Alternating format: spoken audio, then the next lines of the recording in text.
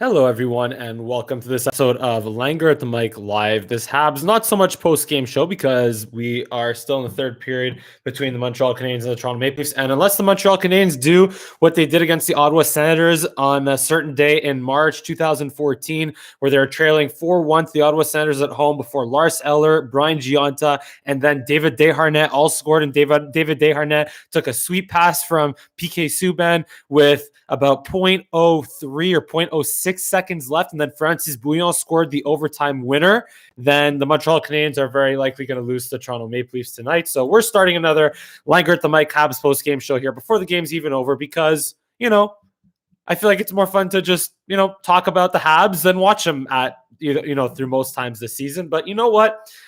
In this game, you knew they weren't going to win tonight because the Montreal Canadiens, they just can't win 2 games in a row this year. Since the beginning of the season, at least, or since their COVID break, because it's almost like when the Habs, when they're rested, they're good. But when they play 4 games a week and just get tired and from playing 4 games a week every week for the first time in all of their careers, well, they're not so good. It's pretty simple. So the Habs are just incapable of stringing back-to-back games together or back-to-back wins together, which means that the best case scenario is for the Canadiens, like I said, to lose the last game of the season. So that way they could win game 1, lose game 2, win game 3. I mean, assuming they make the playoffs at that point, win game 1, lose game 2, win game 3, lose game 4, win game 5, lose game 6, win game 7. And win the first, they won't win the second series, but at least if they play the Leafs in the first round and they can win in 7, that's how they win in 7, because they'll win, lose, win, lose, win, lose, win, lose. So it is what it is. And I guess Dominique Ducharme and Luke Richardson and whoever and a couple of people on Twitter here don't feel like listening to me that they should have started load managing their 30-plus-year-old defensemen when they knew that they're going to play 4 games a week every week for the first times in their careers. But what can you do, right? What can you do? They do it in basketball with Kawhi Leonard, the Raptors. They do it in football where they rest their starters in week 16 and week 17. Okay, mostly week 17, but that's also, to be fair, when teams have the division locked up. Oh, John Tavares on a breakaway, and he missed the net somehow. 2 minutes, 50 seconds left here. So what was I saying? Yeah, so in football, they'll pull their stars out, once they clinch the playoffs. But in basketball, you see Kawhi Leonard get rested. You see starting pitchers now, they get pulled after 80 pitches because they want to limit their pitch counts.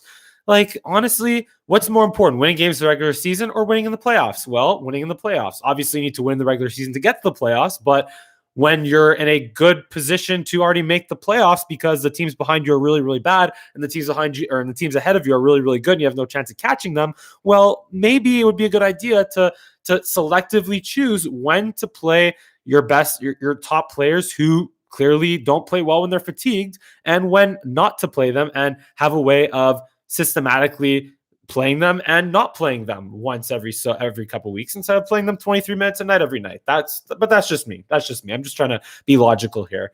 And another thing about this game, now there's less than 2 minutes left, still 4-1. And another thing about this game, though, think about, like, the Habs were missing Jonathan Drouin, which I'll get to in a second. They're missing Jonathan Drouin because he took a personal leave of absence. They're missing Brent Gallagher, of course, but he has been skating lately. They're missing Thomas Tatar and Paul Byron. So what would the Leafs look like if they didn't have Mitch Marner, William Nylander, Zach Hyman, and Wayne Simmons in the lineup? What would they look like? I'll tell you how they'd look like. They've lost games this year when Zach Hyman was out, when Wayne Simmons was out. I don't know if they really missed. And when William Nylander was out, they've lost games. Sure, Austin Matthews is the best goal scorer in the league, so they've been able to stay in first place because of that and win because of that. But when they've lost their games, it's because they haven't been as healthy. And they also happen to get Nick Foligno right at the right time when Zach Hyman got hurt. So again, think about the Leafs without 4 of their most important forwards, or 4 forwards that are equivalent to what Drouin, Gallagher, Thomas Tatar, and Paul Byron are for the Montreal Canadiens. And if all goes well, hopefully at least Gallagher will be back. I'd like to think Tatar will be back, and maybe even Paul Byron will be back come playoff time. And you know what? Paul Byron, while he might not score goals, while his cap hit might not match his goal-scoring production, Paul Byron is extremely important in terms of shutting down guys like Austin Matthews and Mitch Marner and John Tavares and William Nylander on a line with Deneau and maybe not a Lehkonen, but Tatar, right? And or even with Kotkaniemi and Lehkonen, honestly, Paul Byron is very underrated in terms of his defensive game. But I'd like to think when the salary cap isn't as much of an issue come playoff time, then they'll be able to put Byron in the lineup and Cole Caufield in the lineup, and maybe take out guys like Eric Stahl. I mean, Michael Frolik played tonight, right? And y'all, Armia, by the way, had a breakaway, so the Habs are now 0 for 200 and whatever on breakaways this year, which is also concerning. But hopefully Cole Caufield, who played again tonight, would be able to change that at some point. He had a really nice chance for he had a really nice chance in the power play in the third period before Jake Allen wandered behind the net and turned the puck over, and the Leafs, it was Adam Brooks, a defenseman, I think, on the Leafs, just basically had a layup. But to me, though, for Cole Caufield, that was a matter of nervousness, and he'll score those chances more often than he doesn't. And for Cole Caufield also, I have a feeling that it's going to be a matter of getting that first NHL goal that will settle him down. Because in the AHL with the Laval Rocket, when he scored that first power play goal, by the way, 2 seconds, 1 second, now final score 4-1. Habs officially lose 4-1 to the Toronto Maple Leafs. But when Cole Caufield got that first goal with the Laval Rocket, you can already tell that he kind of settled into the game a little bit more and started taking it over, and that's how he got that assist on the Xavier Ouellet goal, and that's how he got his second goal, where he used his speed up the wing to beat the Marlies defenseman and bury his rebound off of John Wall, whose name I will never forget, because once again, that's the most awesome name for a goaltender ever. So again, Cole Caufield, I'm not concerned, and keep playing him, keep giving him chances, keep giving him power play time. I also really liked Romanov on the power play as well. That wave got a couple of decent looks. I think it was now Romanov, Caufield, Suzuki, Toffoli, and I forget exactly who was on that wave, but either way, look, now I want to talk about Jonathan Drouin. So I've been someone that has supported him all year, but I've also been very fair to him. And when he's done things that weren't warranted criticism, I've criticized him. Like when he took that really dumb, stupid, brainless penalty against the Edmonton Oilers last week that almost cost the Montreal Canadiens the game when they were up 4-1, and the Oilers scored 2 goals on the ensuing 4-minute power play that the Oilers had and the ensuing 6-on-4, 6-on-5 advantage that came from that. I'd criticize Drouin for things like that this year, and for the fact that he has only 2 goals, and so things that are fair to criticize him for. However, with what he's dealing with right now, the fact that he needs to take a personal leave of absence, shame on you. I'm looking at you. Yeah, shame on you if you are going to criticize Jonathan Drouin and criticize him and have any problem with him taking a leave of absence for personal reasons. Because when it's personal reasons, usually it's related to mental health, or something, God forbid, that's happening maybe in his family. I don't know. I'm not going to speculate. That's not my job. That's none of our jobs, because the whole point of him taking a leave of absence is for the sake of privacy and for us to not ask questions. But what we have to do is we have to respect where he is and support him and hope that he gets better and that he deals with whatever he's dealing with and can come back playing better hockey when he's ready and when he is able to do so, and when he's able to help the Montreal Canadiens win hockey games again.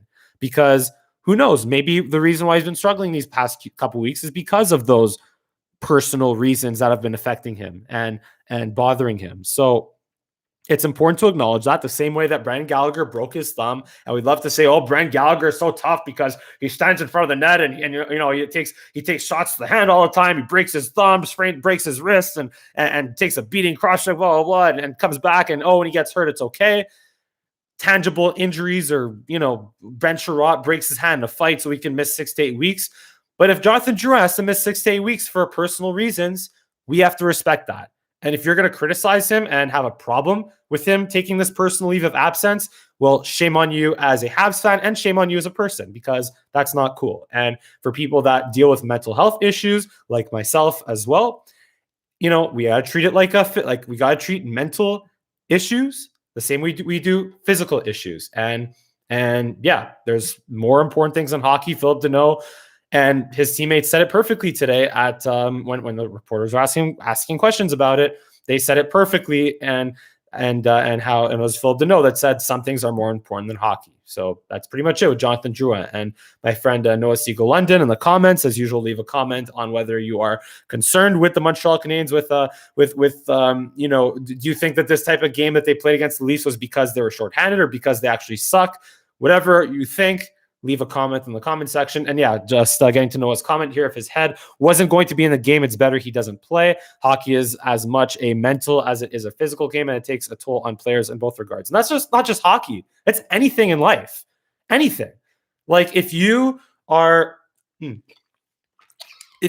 mentally ill to show up to your job flipping burgers at McDonald's, well, you have people have to respect that. Your colleagues have to respect that. I don't care. Like, obviously now it's on you it's on Jonathan Drouin to figure out how to deal with whatever he's dealing with and to actually deal with it instead of just, kick back and say, whatever, I'll take, just to not do anything about it, because then that's on you to do something about it. So it's on Drouin to deal with what he's dealing with instead of just ignore it and crap his life away, right? But still, we have to acknowledge that whatever he's dealing with was bad enough for him to take this leave of absence, and we have to respect that, and we have to support him and wish the best for him. Because guess what? Again, if we support him and wish the best for him, well, chances are he'll come back to the Montreal Canadiens as the player that he was at the beginning of the season, where he was just always in great position on the forecheck, forcing turnovers, setting up line mates, creating offensive chances, and maybe he'll score more than 2 goals also. We'll see. But that's my spiel on Jonathan Drouin, at least.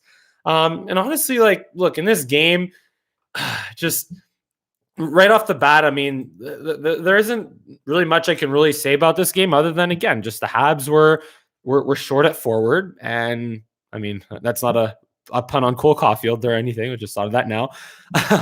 But yeah, they were hurt at forward. They were missing 4 important guys, and I mean they've been missing Gallagher for a while now, sure, but now Tatar, Byron, Drouin, it adds up. So look, and they played against the Toronto Maple Leafs, who are playing really good hockey right now, and especially with Nick, they lose Zach Hyman, plug in Nick Foligno with Austin Matthews and Mitch Marner. So yeah, what can you do about it? And again, just with the way the Habs have been playing all year, win, lose, win, lose, win, lose. They're just I wasn't really. It doesn't really mean much that they lost tonight. It really doesn't. I mean, other than the fact that Toronto Maple Leafs, they clinched a playoff spot tonight, but they were going to do that eventually, and the Montreal Canadiens will also do that if they don't completely suck. But yeah, just pulling up the standings right here. So right now, what are they at? They have as many games as the Calgary Flames, both at 48 games with the Calgary Flames, and the Habs have 51 points. The Flames have 45, so the Flames are 6 points behind the Habs with as many games. Now the Canucks, they are 10 points behind the Habs, but albeit with 5 games in hand. So that could be a little risky, but I believe the Ottawa Senators did beat the Canucks tonight. So again, look, the Habs just have to, in these last 8 games, they got the Jets, I think, on Friday. I want to say the Senators on Saturday. And so those are going to be tough games. Don't get me wrong. They're going to be tough games, but if all goes well, I mean, I don't think the Flames are going to go on a run at any time soon, and the Canucks probably are not going to go on one either, especially with how much the Canucks have to play this year. And that's another thing, honestly, not to be fair. And I heard this with Mitch Melnick on Leafs Lunch this morning. I happened to be listening to Leafs Lunch on the way to my own CSM Sports Wrap edition for my broadcasting program. We did a fun radio roundtable today, but I was listening to Leafs Lunch, and Mitch Melnick said it. Look, the Montreal Canadiens, to be fair, their COVID issues, just like the Vancouver Canucks, the Habs COVID issues happen late in the season, in late March, forcing them to delay their schedule when there weren't as many opportunities to make it up. Because remember, in February, there was an entire week where they didn't play. They played the Leafs on a Saturday. They didn't play all week, and they played the Leafs again on a Saturday. So if they had that gap in their schedule now or late in a couple of weeks, well, they would be able to postpone games to that point and play maybe 2 games that week, and then they wouldn't have to play 4 games a week for the rest of the season. B. Elahi in the comments, very disappointing game if Montreal plays like this. Then I'd rather they have a string of losses and give the 4th spot to another team. Well, I don't think they could be bad enough to not make the playoffs right now. At this point, with that win against Calgary this past Monday, yeah, we're Wednesday today, losing track of the days all of a sudden there. With that win against Calgary, they've pretty much like a lot of things have to go very specifically a certain way for the Habs to not make the playoffs at this point. So that's why I'm all about, team load manager defensemen, just give Petrie and Weber a couple of breaks here and there. And if you look at their ice times, they were still playing a million minutes a game. Yeah, Petrie played 21 tonight, and Sherratt played 22, and Weber played 21. So, that's on the coaching staff. And look, what I kind of I look, to me, if there's nothing to cheer for or nothing to be optimistic about, then what's the point of watching these games? What's the point of enjoying? What's the point of being a fan? What's the point of watching sports in general if there's no purpose to doing that? What's the point of doing anything in life if there's no purpose to it, right?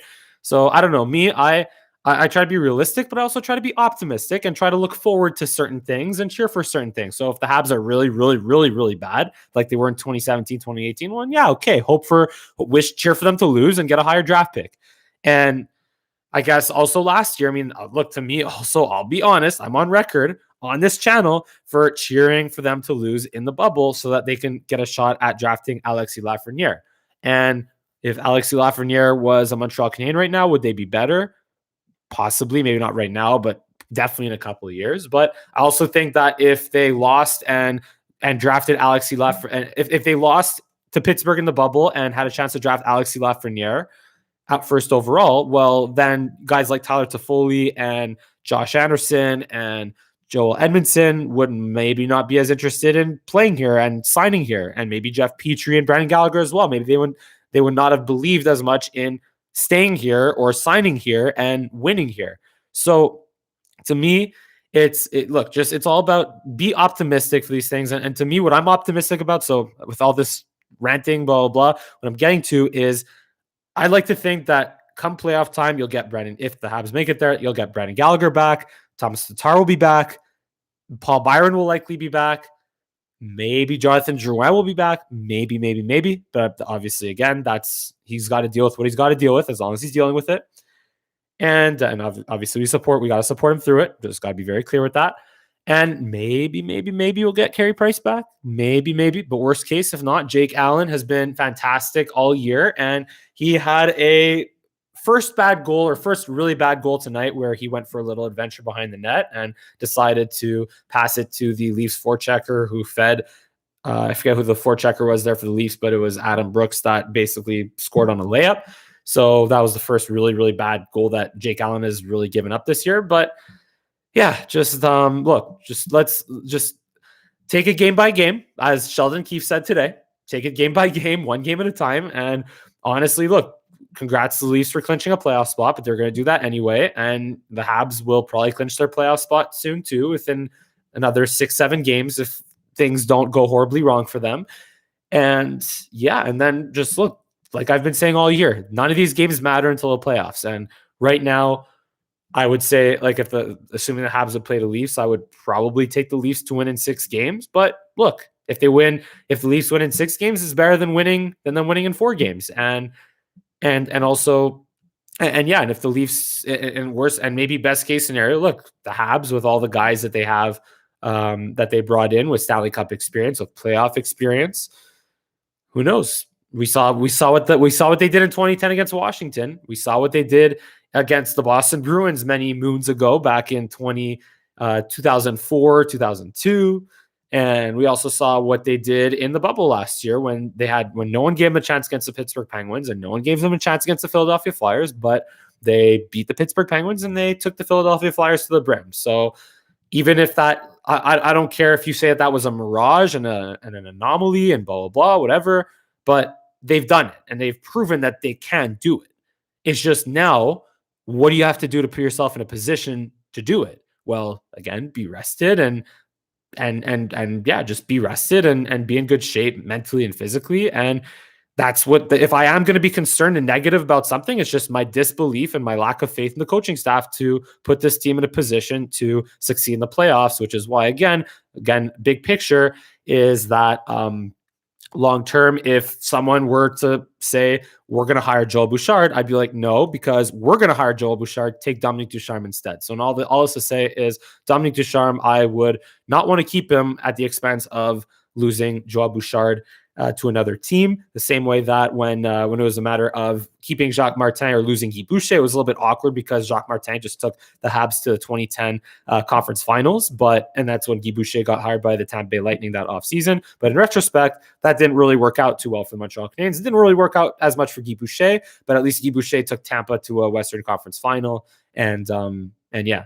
So, and also B. Elahi, again, what is up with Stahl? No shot on net, invisible tonight. I will say that Stahl has been a disappointment. That is something that has been very disappointing. Eric Stahl, the fact the Habs gave up, a third and fifth round pick, that's nothing. But they did give up, I guess, cap space, you can say. And Buffalo to retain the salary or half the salary. And that's been disappointing. Eric Stahl has been very disappointing. I was thinking it would be somewhere close to his, okay, maybe not 40 goal form that he was a couple of years ago, but the way he was in the bubble with Minnesota in August, like that was a pretty good version of Eric Stahl. He's been decent on faceoffs also, right? So, I guess that's one good thing. He has 2 goals in the couple of games that he's played or the 3 weeks that he's been on the team. So I guess that's okay. But yeah, I was definitely expecting more from Eric Stahl, and to think that I saw this on Twitter also, to think that the Calgary Flames got Sam Bennett, and he's been, or sorry, not the Calgary Flames. What was I saying? The Florida Panthers acquired Sam Bennett from the Calgary Flames, and he's been very productive for them for, I think, a third round pick, whereas Eric Stahl's done just 2 goals and is a minus player in his time so far as the Habs. That is disappointing. Not to say, I don't know if the Flames would have been willing to give up Sam Bennett to a division rival, but anyway. Just hindsight is 2020, as they say. My good friend Sheldon, we were just in a meeting together. There's been a lot of buzz about Patrick Roy wanting to come. No, please.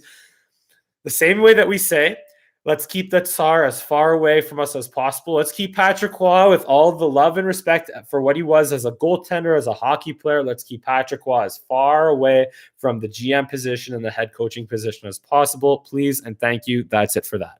And I was really, and BLA, he says, I was really excited when we got him though. Eric Stahl, yeah, me too. I was really excited when he scored the game winner against the Oilers in overtime there. Would have rather spent those picks on Bennett. Look, it would have been nice, but again, how you couldn't have really known that Sam Bennett was would have been as much or more productive in your lineup than Eric Stahl has been.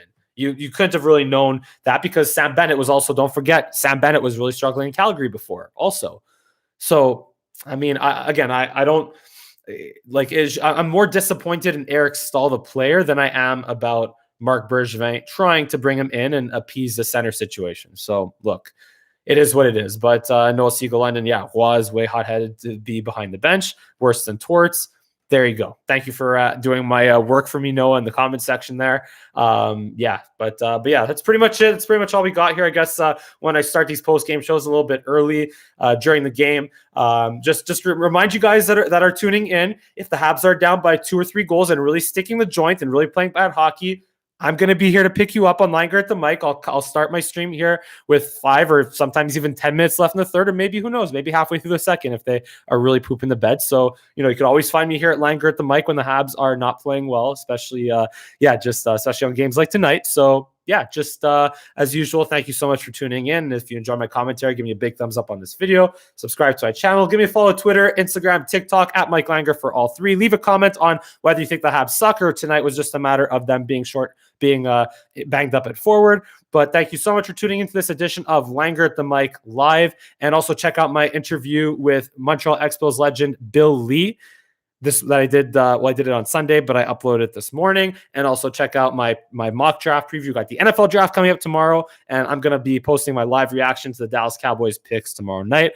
And and also have a long list of French speakers to hire before considering law. Me too. I have a long list of not just French speakers, a lot of people in general, like you and Sheldon and Bialahi and myself, but that's another story. Thank you so much for tuning in to this episode of Langer at the Mic live, and I look forward to seeing you again next time.